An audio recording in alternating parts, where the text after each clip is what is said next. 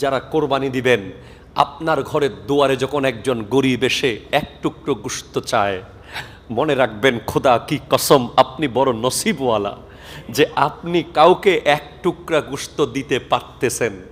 কারণ পৃথিবীতে এমন মানুষ আছে যারা কোরবানি করতেছে ঠিক, দেওয়ার মতো কোনো মানুষ নাই।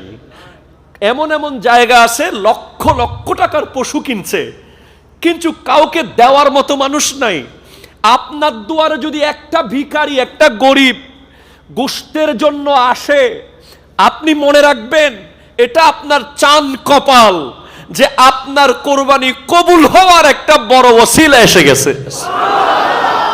মনে রাখবেন পৃথিবীতে কেউ ব্যক্তিত্বহীন হয়ে জন্মায় না, প্রত্যেকটা মানুষের ব্যক্তিত্ব আছে।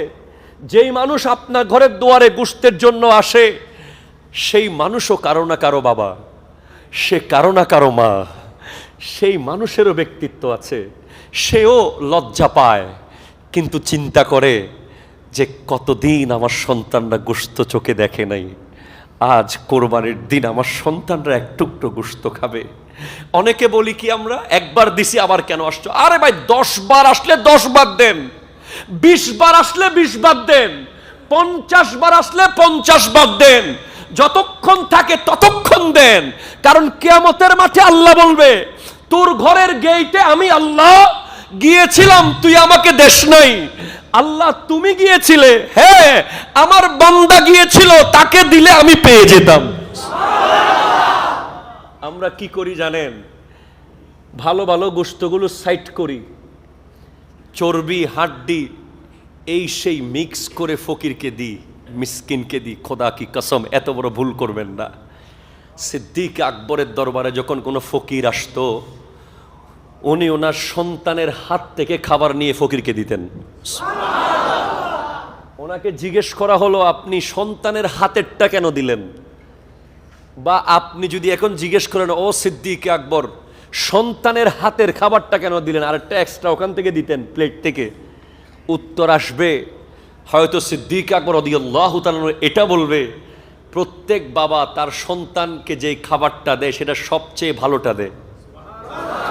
ঠিক কিনা বলেন না?